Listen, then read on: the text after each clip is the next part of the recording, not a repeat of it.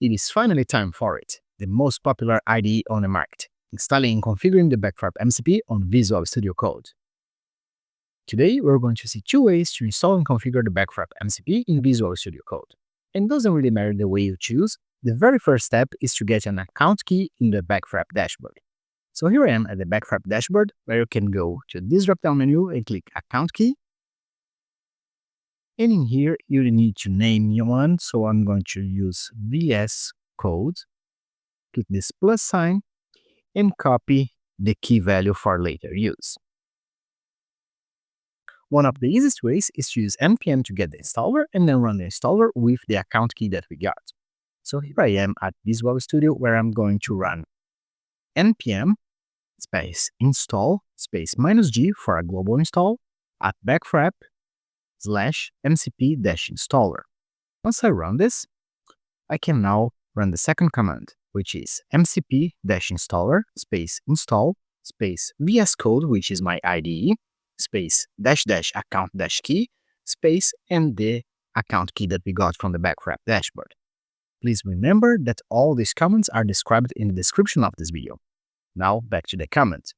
So I'll run this, and once you get it running, you can go all the way up here and type major MCP and then list servers. As you can see, Back4App is running, so I'm now ready to interact with my Back4App account. To see the outputs of the MCP, you can go to Output and then choose in this dropdown MCP Back4App. Then we can start asking it to operate our Back4App account in our behalf. So in my Back4App account, please create a new app named vscode.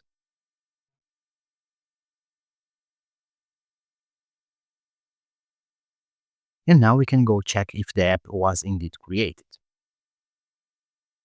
So here it is, vscode, a new app just created by the MCP. Yet another way is to have Visual Studio Code to install it itself.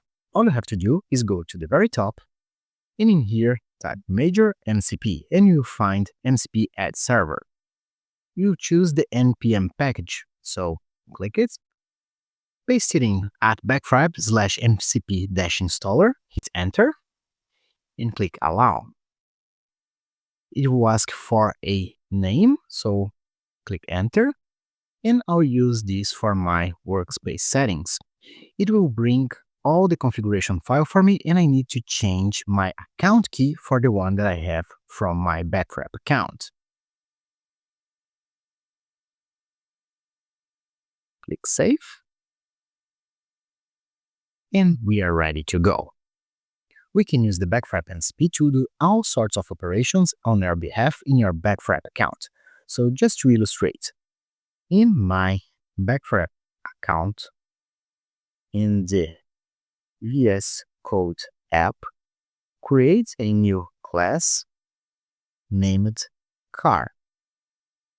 A car should have a name, string, and a year,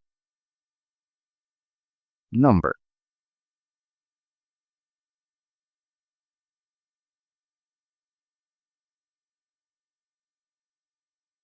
Alright, it says it's finished, so let's see if it worked. If we go to database, here is my car class with a year, which is a number, and a name, which is a string. And we can also use the MCP to fill up this class with samples. So let's go back there and ask it.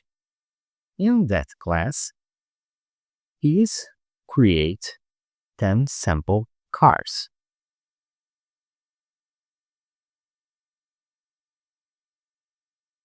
Alright, let's check if it worked. So I'll just refresh this. And there we go, 10 sample cars were written to this class.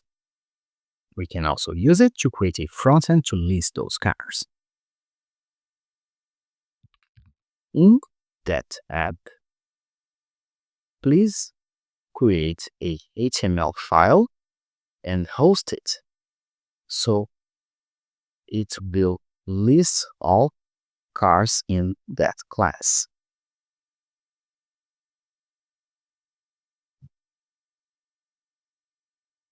Alright, let's see if the file was correctly deployed. So if you go back here to Cloud Codes and open our car list HTML, it seems to be correct. Now I expected this to be in the index HTML, so I'm going to manually copy this and paste it there. Click deploy. And now let's go to the app settings and enable the hosting for this file. So I'm going to go to app settings, server settings, and then web hosting and custom domains. Click settings.